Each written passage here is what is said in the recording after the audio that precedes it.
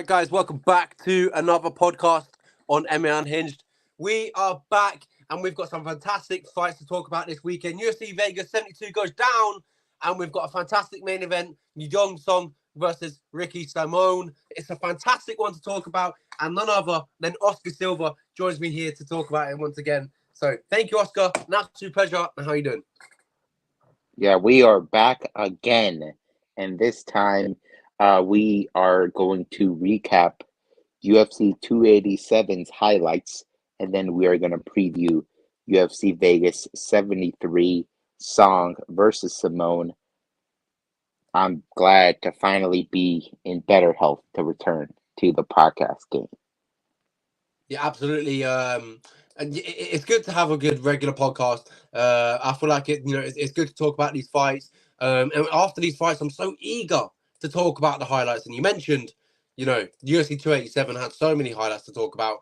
And let's start it with none other, the man at the top of the bill, the big man that returned back to winning ways. That little voice crack, we won't talk about that, but he returned back to winning ways, beating Alex Pereira, reclaiming that belt, reclaiming against the boogeyman who beat him 3 times, and he got it done. And it was phenomenal. I think the way he set up this knockout, the way he kind of stepped up against the cage, he knew Alex Pereira would have came in and tried to get that entourage, but no, he was too slick, he was too smart for Pereira, and he just counted on that fence and just starched him. It was beautiful.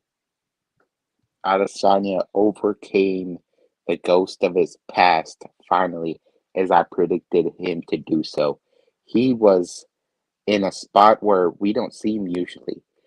Sure, he was not officially the underdog, but I saw more doubters uh, discussing Adesanya's uh, overall demeanor during fight week in a very negative manner.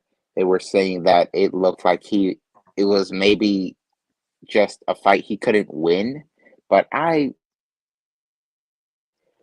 look back at those other fights, and Adesanya always is doing significant damage to Pereira, and I just thought Pereira, he's obviously on the older side. He's the older guy here, and I thought that damage would catch up to him, and it did.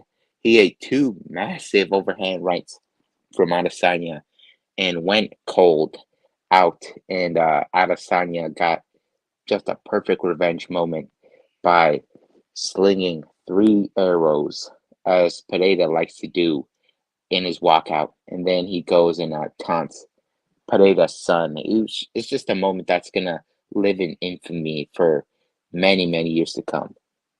Yeah, I bet it felt great for Adesanya reclaiming that belt against, as you mentioned, the boogeyman, the ghost of his past, beaten 3 times, and to overcome that, going into that fight, Adesanya must have probably had some doubts, but it seemed like he stayed strong mentally and overcame it, and there was this is his legacy that we're going to be talking about in 5 years time, and we're going to be look back and on this fight, we're going to look back specifically on this fight and realize, wow, Adesanya, he was special, and he conquered some fantastic things in MMA, and this is going to be one of the highlights, the best highlight probably of his career. Yeah, I would say this is the best knockout of his career. The Robert Whitaker one always comes to mind, of course, but when you look at the circumstances in just the fact that Pereira was absolutely out cold, frozen, like Elsa, as Adesanya likes to say, it was just epic in more ways than one. And we also would like to address the retirement of Jorge Masvidal in the co-main event. Yeah, absolutely. Gilbert Burns, shutting down Jorge Masvidal, and then obviously retired, moments after. He kind of said what I expected of Masvidal going into this one. Masvidal got on the mic and just kind of said that his heart's not in it anymore. He's not feeling the same, and I was just kind of feeling that was the case heading into that one. And Masvidal hadn't won since beating Nate Diaz in like 2019. He's been on a really rocky road, and yes, he has lost to the best in the last few, but his time was going to come. He's getting older. He's not getting younger, and I felt like we were going to see the last of him and the downfall. But I got to say, Masvidal really did go up on top. If you look at his last 3 fights, they were to 3 of the best in the world. Yeah, no shame in those losses. Even this one at Gilbert Burns, where he did not look like himself. He looked slow. He was getting hit a lot, and the takedown defense just wasn't there at all. Gilbert Burns is an absolute monster, and the fact that he's already signed on to fight Bilal Muhammad on the next UFC pay per view on May 6th, that is a testament to the lack of damage he took in this fight. Quite frankly, Masvidal, the best shots he landed were just some leg kicks. But yeah, what a run for Masvidal! What a career resurgence! And for Gilbert Burns, he's just gonna be. I think he's gonna be in a spot to possibly jump Colby Covington because it's very hard to justify giving the title shot over Gilbert if he goes out there 2018 and beats up Masvidal, Bilal, especially with a finish. 2018 That's about Masvidal it will for always our live in discussion. my head. Yeah, Knocking out Askren, knocking out Darren Till, beating Nate Diaz. It was a thing of beauty. If I could go relive one of the few moments in MMA, I think it would be that. It was such a special time witnessing it, and obviously, the hype was real back then. It was good. yeah, 100%. Now let's move on to this Saturday's UFC Vegas 72 hailing from the Apex. Absolutely. But yeah, we have so much to talk about. UFC 287, just quickly before we move on, it was a fantastic event. Rob Font obviously winning, Kevin Holland winning, Christian Rodriguez upsetting the odds. And as mentioned before we went on air, Oscar predicted that on the show. And Kevin Gastelum returning back to the winning ways in a fantastic fight. It was a really good, and it was quite a shame that was on the prelims. But yeah, it was a fantastic card all round. UFC 287 delivered so many talking points, and there's going to be so many more probably this weekend. And let's start off with the main event that we want to talk about. Yadong Song versus Ricky Simone. It's a fantastic card. Top to bottom, we got some, we got some legends up there. We got some prospects coming through. But the prospects will highlight the card, and that's Yadong Song versus Ricky Simone. We talked about before we went on there, a tough matchup to pick. Ricky Simone going into this one, off the back of 5 win streaks or something like that. His last few, he's beat Jack Shaw, he beat Rafael Sensao, so he's got a little bit of steam going into this one. But Yadong Song, he's a crafty little prospect. He's got some power in him hands. He's with Team Alpha Male. He's got some good, takedown defense. So it's going to be a tough night at the offers for both of them. But Oscar, who do you think is going to be victorious? I think Song Yadong will win via second round KO here. Song Yadong has absolute dynamite in his hands. He was able to knock out Julio Arce, Marlon Moraes, Alejandro Perez. The guy, if he touches you, will likely put you away. In his last fight, he took on Corey Sandhagen. And in that fight, the fight was stopped due to a cut above Song's eyebrow. But if you look back, Corey Sandhagen wrestled like he's never wrestled before because he was eating huge shots from Song on the feet. Likely for Corey, he's got a really good chin. I can't really say the same for Ricky Simone. Ricky Simone was Uriah Faber's comeback fight. Uriah Faber was already in the Hall of Fame. He came back in his home state of California and went out there and starched Ricky Simone in about a minute, I think it was. And after the fight, in the post-fight interview, we saw Faber give credit to Simone for teaching him how to throw that exact punch. And I think Song will use that same punch and put away Ricky Simone. Sure, Ricky Simone, he's got all the tools to beat someone like Song Yadong, who prefers to strike and only is catching up with the grappling. And you look at the fight with Casey Kenny, he got taken down many times in that spot, and then he also fought Cody Stamen. That was declared a draw, but I thought that was ridiculous. I thought Song clearly lost that fight. He just got out wrestled there. And this is a 5-round fight, and I don't think Ricky can avoid getting clipped for 5 whole rounds. I think Song Yadong will find that chin and will land the perfect bomb and get the knockout. Yeah, absolutely. It's a fantastic breakdown from Oscar. I completely agree on some of the points you're making as you talked about Ricky Simone getting knocked out by Uriah Faber. 40 years of age, knocking him out. It's not a great look. And obviously Uriah Faber. He coaches that team alpha male. So if you look at it, who's going to be in the corner of Yadong Song? Uriah Faber. He's prepared for assignment before. Yeah, 100%. Of course, I'm not going to dismiss the fact that Ricky has improved since that fight defensively. He's had tremendous performances. You just look at the knockout win over Rafael Sunsao and the submission over the once undefeated Jack Shore. Those were spectacular performances that I don't think he was capable of prior to that Faber fight. But I still think that the chin obviously has not gotten better in Song. He's just more and more accurate with those hands as of late. Absolutely. It's a fantastic fight. I'm looking forward to it. It's a close one in the main event. As you can see here, according to Tapology anyway, Ricky Simon a minus 140 favorite. That's pretty tight.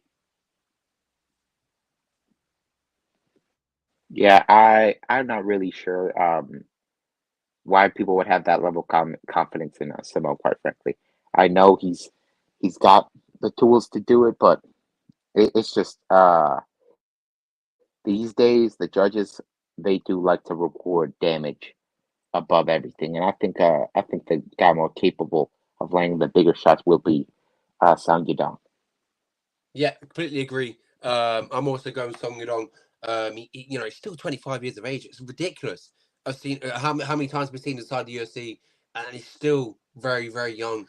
He's got a bright future in front of him. He's and I feel like we're going to see a good performance from Yudong Song.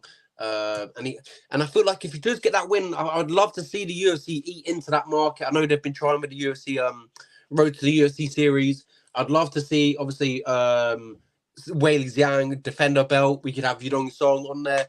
I think that market would be phenomenal for the UFC. So hopefully he does get a win. But yeah, we'll swiftly move over. We've got Borrello versus Michelle Olenjacek in the co-main event, and I'm gonna throw it out as plain and simple. Carl Borrello is amazing, he's phenomenal, and he's gonna get the job done. But I don't really see how Michelle Olenjacek wins this. He's good on his hands. He's not really a powerful puncher. But Carl Borrello is a submitter. He submits to everyone. He's phenomenal. As if you look at his last three fights, he's looked near unstoppable. As you can see here, I say a submitter, but his last three fights are decisions, so that makes me look awkward. Armor Petrosian, really good fight. Mahmoud Maradov, Floyd Mayweather, prospect, and he beats him decision. I just don't see how Michelle Olenjacek wins this fight. But Oscar, you in agreement?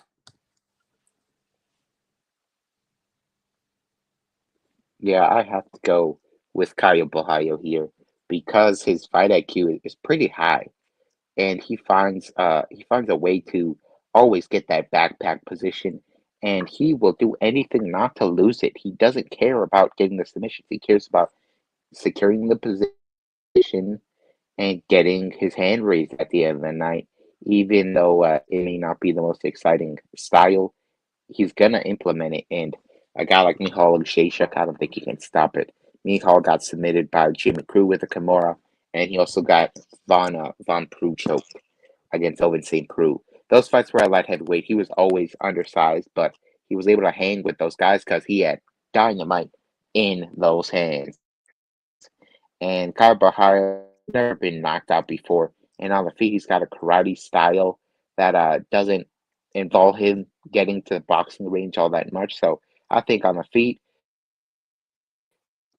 he'll make sure to stay safe. Maybe use a couple leg ankle, possibly a submission. But he fought Armin Petrosian, and Armin Petrosian, that guy's jiu-jitsu is very low level, and he could not submit him. So I think he gets a unanimous decision in this fight.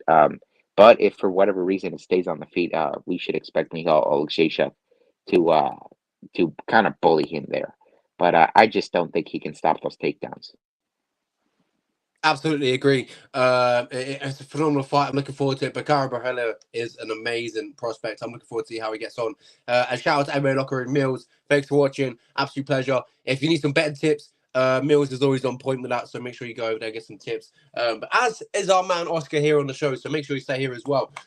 He's always solid. And I feel like this next one as well. This one to me, it seems like an easy pick, but we've seen Vieira get tired a lot in his last few fights. Chris Curtis again, obviously that was a decision loss, and obviously he just gets tired in the last 2 rounds. But Chris Curtis, he's gone on to go in the rankings. Before that, obviously the fluffy Hernandez submission loss.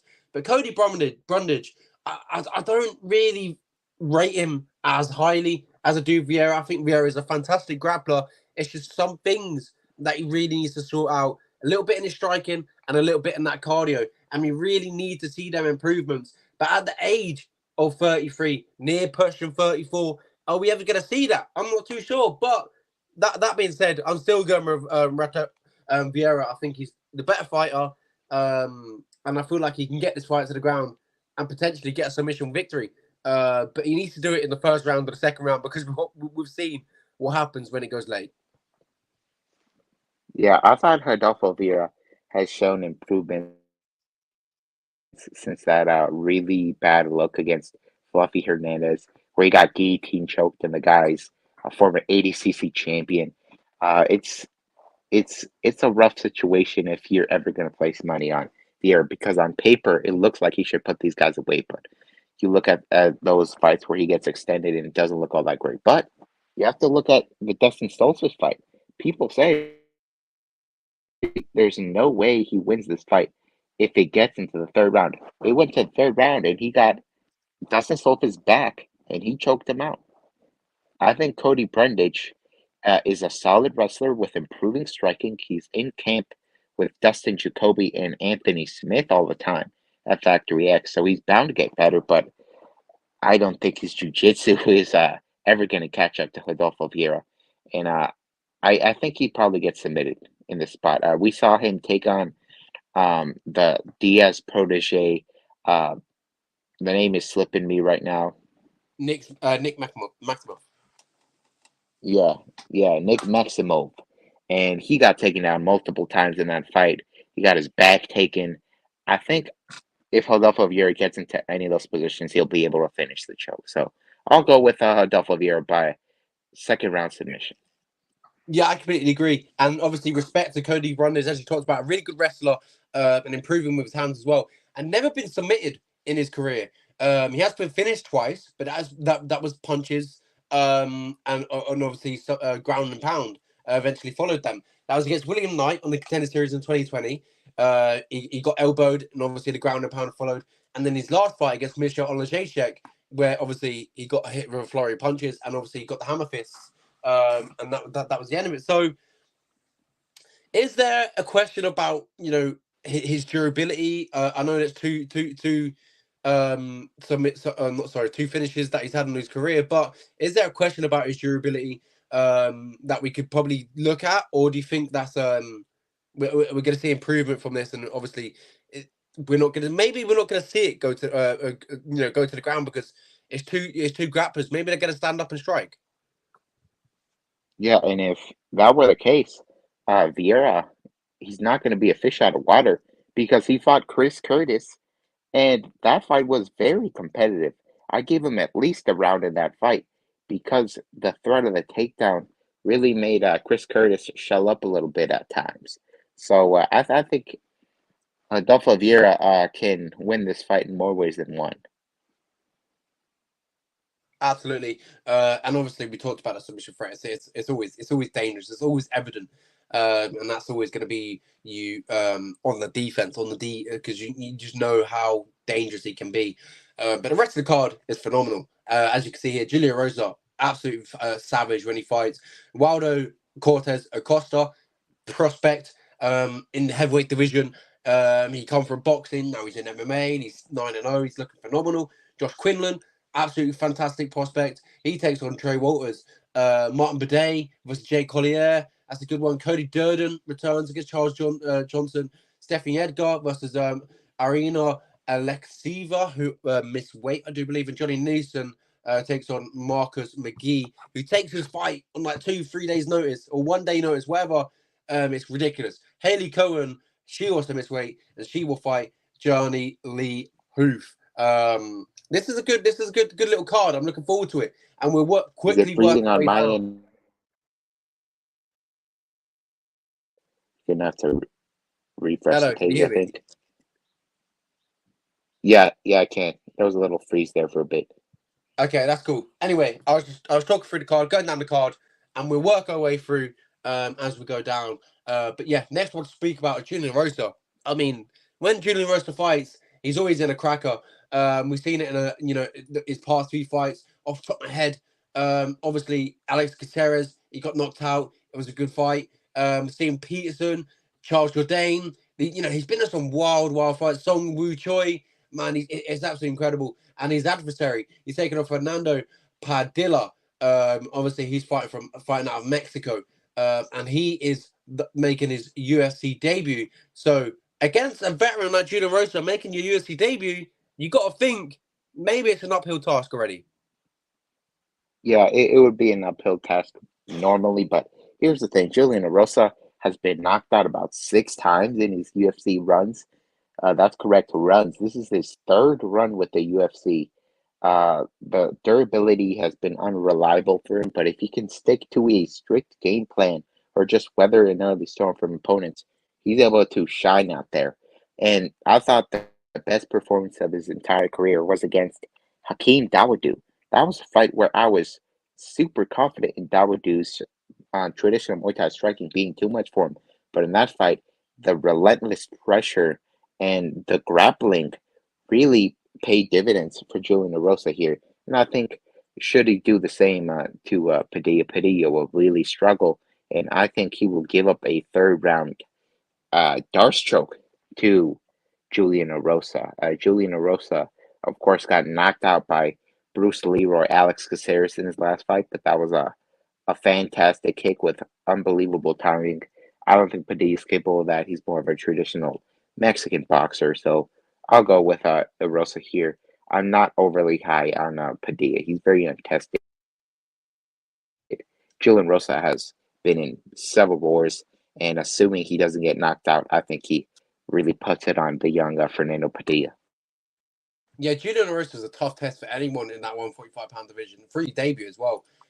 He's been around in the UFC for a very long time. He's experienced. He's a veteran, and I just got to think it's an uphill task. It's a tough task, and I do feel like Julian Rosa will come out on top. But yeah, it's a phenomenal fight. Julian Rosa has always been on some crackers. But yeah, I'm looking forward to it. Hopefully, gets the job done. Next one, Waldo Acosta. Cortez Acosta, as I talked about, a heavyweight prospect. We don't get many of them coming through inside the UFC. It's usually the same names, and he's taken on the biggest test, I would say, in of his career. We've seen last time out he beat Chase Sherman. Before that, he beat Jared Vandera. Before that, he was on a contender series, beat Daniel Souza, or I don't know how to say that, but yeah, Daniel Souza. But yeah, Waldo takes on his big test now against obviously Marcos Rodrigo de Lima, who's been around for a very long time. So recently submitted Andre Arlovsky, lost to Blagoy Ivanov, beat Ben Rothwell, Maurice Green, lost to Romanov. So you just know the level of Marcos Rodrigo de Lima. He can hang with the best in the world, but he's lost also some of the best in the world. As I talked about, Blagoy Ivanov and Alexander Romanov. So it's a big tough test for Waldo Acosta, but he has been looking spectacular in his last 2 fights. Do you see him, overcoming the big test in a veteran? This is a very tough one to pick. I kind of wrote off Marcos Rogerio de Lima after the really bad losses to Stefan Struve and Alexander Romanov. Romanov was able to get a 4-round choke on Rogerio de Lima, who calls himself a black belt. I don't know if you can call yourself a black belt after that one. That forearm choke is the only forearm choke in UFC history. And then you look at the Struve fight, Struve coming out of retirement. No, yeah, he retired after that fight. Uh, so he knocks down Struve, but he tires himself out and gets admitted there. Luckily for him, Cortez Acosta, not much of a grappler. He got taken down by Chase Sherman for goodness sake. He's only looking at box. His leg kick defense is really poor. He getting those like chewed up again and stretches more. Um, I think I'm gonna have to go with Marcos Rogerio de Lima here because since I think he's won every fight. Even that fight he lost to Blagoy Ivanov, I scored that fight for him convincingly. I was high on Ivanov coming in, but Ivanov has really bad knees and he looks slow and lethargic in that fight. So he was getting clipped a lot and he actually got controlled up against the cage there. So I think Marcos Asher de Lima will have a really good game plan with the coaches at American Top Team to mix in some takedowns. And in terms of power, I would say Marcos de Lima has comparable power to Salsa Boy, and I think he's gonna be able to win a close decision here uh, by landing bigger shots on the feet and by getting some takedowns in. But don't get me wrong, the cardio is on the Cortez Acosta side all day, but I just don't know if that'll be enough to win. Absolutely agree. It's a tough one to pick. But yeah, I agree with you. Moving on to the next one. Josh Quinlan returns. Another prospect that is looking phenomenal as well. It's 6-0 versus Trey Waters.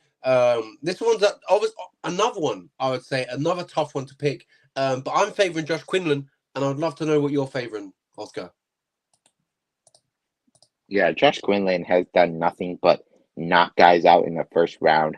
There's the contender series fight he had. I believe that was overturned due to steroids. He confessed to it all, and he shows that he probably doesn't need them when he goes out there and fights Jason Witt and one punch KOs him.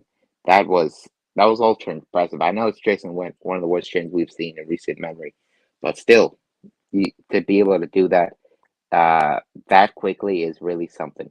And I think against a guy like Trey Waters, who fights tall, is going to leave his chin wide open to be clipped by a guy like Quinlan. I think Quinlan gets the job done here. There's not much to break down here because these guys haven't been able to show their full skill sets yet because they're so early in their careers. Quinlan is training at Extreme Couture. He used to train at Vanderlei Silva's Muay Thai gym. So we know that striking will be there. And hopefully he's got 3 round cardio if he can't finish Waters early. But there's no evidence to show me that Quinlan doesn't have the kind of knockout power that will be reliable. Yeah, absolutely agree. Josh Quinlan, 6 wins, 6 finishes.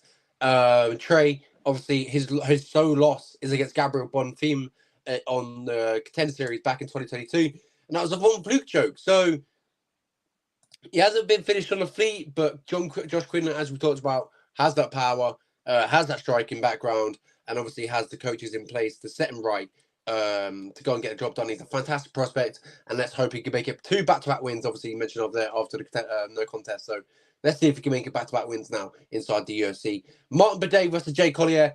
Keep it simple. This one is a typical heavyweight fight inside the UFC or inside MMA.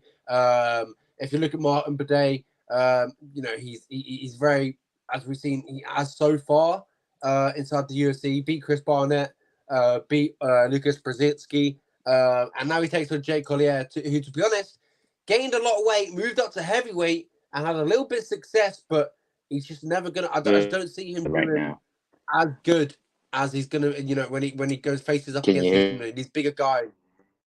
now? Yeah, I can hear you, Oscar. You're on my end. Oh damn, I'm not too sure what's happening, but I can hear you. Right, But yeah, it pushed you back. yeah. Well, yeah. As I was mentioning, I was saying, Jay Collier had success when he moved up. He And had we been are a little lagging away for a long again, time. unfortunately. Oh no, this is terrible. But yeah, I'm not too sure what's happening. I'll give it a quick refresh. But yeah, if you can talk about this fight, that'd be brilliant, Oscar.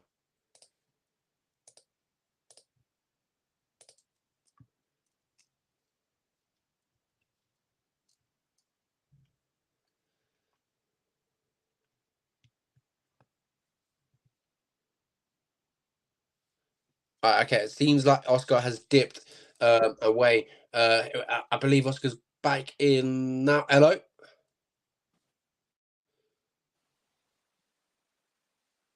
hello.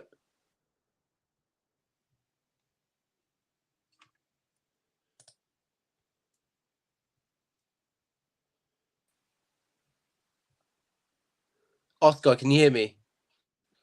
Yes, I can now. Okay, thank you very much. These things can never go your way. It's phenomenal. The power of the internet is it's ridiculous. But yeah, I was speaking up Martin Bidet. I favour Martin Bidet in this one. I said Jake Collier had success when he came up, when he fought these guys, when he fought these lower level guys. But Martin Bidet, I think he's gonna be too strong, too big as well. I think he's gonna be too powerful, and he's gonna have his way. There was a time where I was on this Jake Collier train. He beat Sean Vellante. He beat Chase Sherman. I just thought he's the guy that can fight for 15 minutes. He's not a natural heavyweight, so he has some real speed on his side. But then he goes out there against Chris Barnett. Chris Barnett, the can crusher from the regional circuit, who's very undersized for the division, and he gasses out. And Barnett, who's really only known for his striking, somehow gets on top with his obese frame and smashes him until the referee pulls him off. I thought that was one of the most embarrassing performances I can recall in the octagon. And should Martin Boudet find his way on top, I think he would do the same to Collier and much quicker. But I don't think we'll see much of that. Instead, we'll see Boudet get a lot of control time in the clinch and just beat up on Jake Collier. And I say that Collier probably gets finished in the third round because Collier just didn't look in that fight against Chris Barnett. I can't pick him ever again after that fight, quite frankly. And Boudet's coming off a win over Lucas Zabreski. I didn't think he won that fight, but he still was able to fight for 15 hard minutes and land some big shots in the process that were able to convince some judges. So I think Martin Boudet is one of the safest picks for this weekend. Yeah, I absolutely agree. Martin Bidet's only lost in MMA came against Han Espino, and Han just recently retired. So, and Han was a really, really good fighter. We seen him, have success in the UFC, 2-1, I think, believe, and his only loss came with Romanov, and that was a controversial one. So, there's no shame in that loss. Han Espino had some skills, some talent, so fair play to him. And obviously talked about Martin Bidet. If you look outside the UFC, a lot of finishes. I believe all his wins outside the UFC were finishes. Even the Contender Series, he got a finish as well. But then when he got inside the UFC, is obviously he's had 2 decisions in a row. So will we see him get back to finishing ways? I do believe so. Yeah, I think Jake Collier is not far from retirement, if you ask me. Absolutely, he's been around for a very long time. He had that big break. Ultimately, it's going to catch up with him. But yeah, we'll move on. Cody Durden, Charles Johnson. We'll keep these one quite quick as we talk about the prelims. Cody Durden versus Charles Johnson. Who have you got?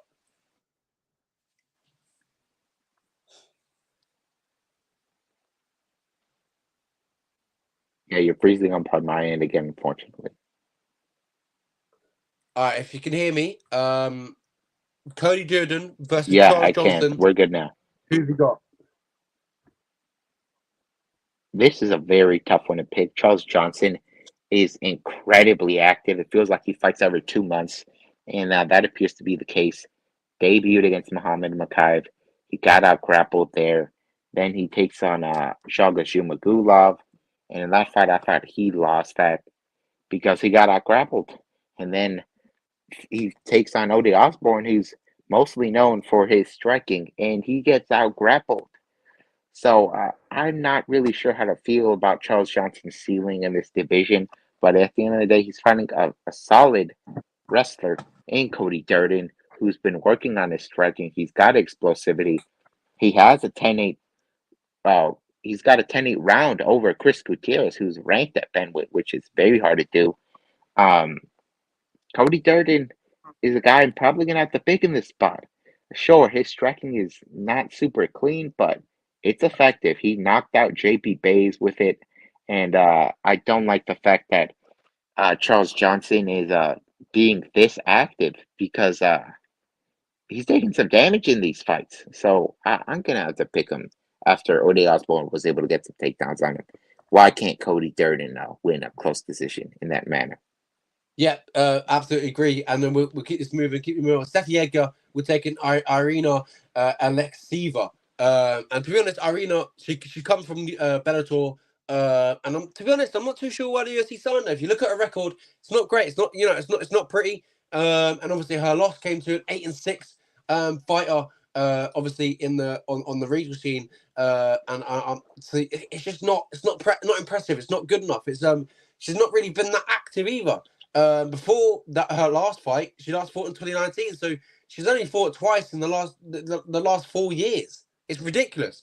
And then it's Stephanie Edgar. If you look at her run, she's been active. She fought 3 times inside the UFC in 2022. She beat Jessica Rose Clark. She beat Alan Perez. I think it has all the makings for Stephanie Edgar to get this one done, and possibly by submission.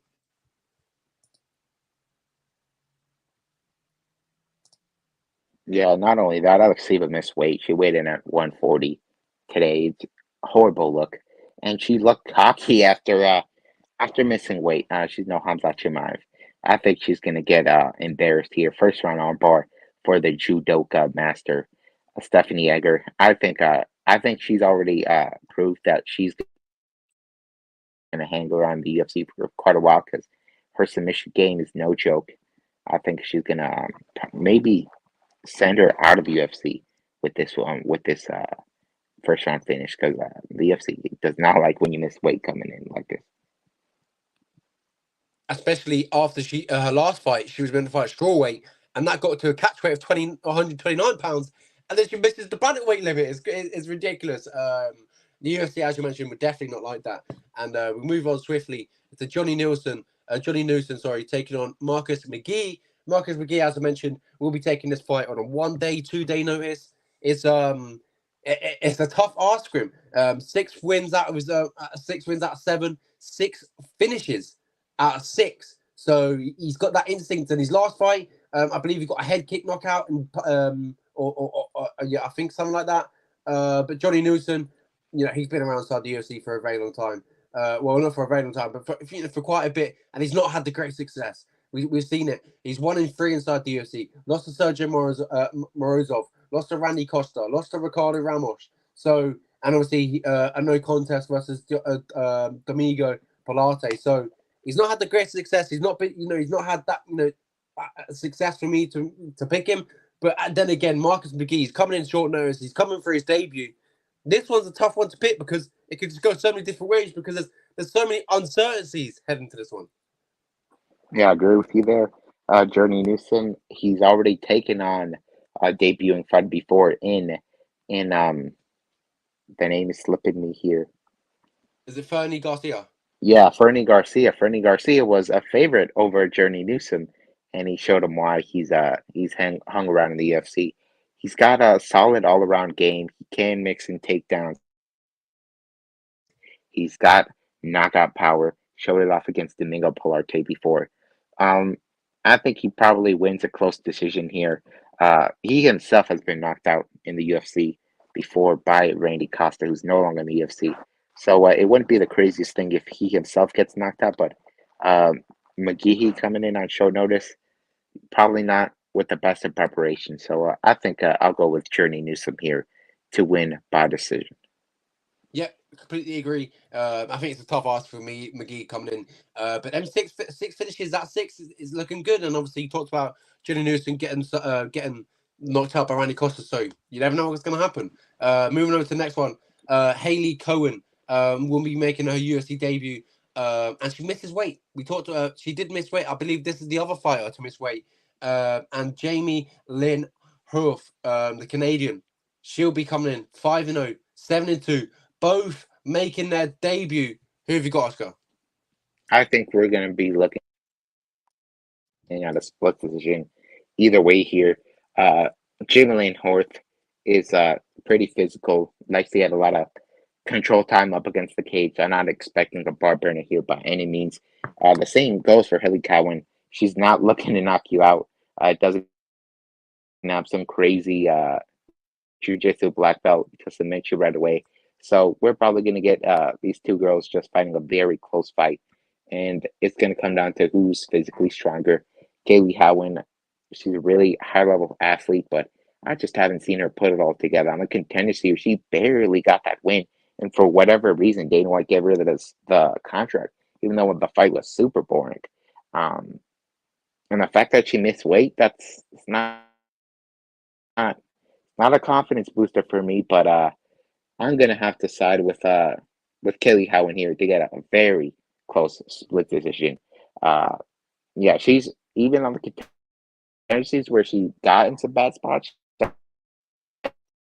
able to reverse position and get on top ultimately. But I hope she doesn't jump on many as she did on the Contender Series that body bet on. But yeah, I just think it goes to the scorecards, and Cowan might just able to do enough to get her hand raised. Yep, I agree. I think this one goes to the scorecards, but which way I don't know. It's too close to pick, too hard to pick. I think it's just going to be little elements that is going to win this fight, and we're going to see what happens this weekend. But yeah, that pretty much wraps it up, Oscar. A fantastic UFC. Oh wait, no, we talked. A fantastic UFC Vegas 72 go down this weekend. Back in the Apex, I believe. So yeah, UFC Apex back in the Apex. So it's tough to see the UFC fight nights back in the Apex, but here we are. But yeah, Yadong Song, Ricky Simone, main event. Oscar, you got any last words before we let them go? Yeah, just make sure to enjoy the fights. And Sergey Pavlovich versus John Jones, that's at the top of my wish list for UFC fights. Absolutely. Sergey Pavlovich is a monster. He's incredible. And it just makes you think of the dream fight that we could have had of Sergey Pavlovich versus Francis Ngannou. But MMA is never good to us. It's never kind. Yeah, it's not kind to the athletes or the fans at times. Absolutely agree. But yeah, thank you very much, Oscar. An absolute pleasure. It's good to be back talking to you, and hopefully we can make it obviously next week as well. Try and get some momentum going. It's been phenomenal, Oscar. I wish you the best of luck. Obviously this weekend it's going to be such a good fight. So I'm really looking forward to it. I hope you're all well. I'm just pumped up. I'm amped to go. But yeah, thank you so much, Oscar. An absolute pleasure, and I hope you have a good weekend. All right, enjoy the fights, guys. Yep, enjoy the fights, everyone. Appreciate that. Thanks for listening. Hopefully we catch you soon.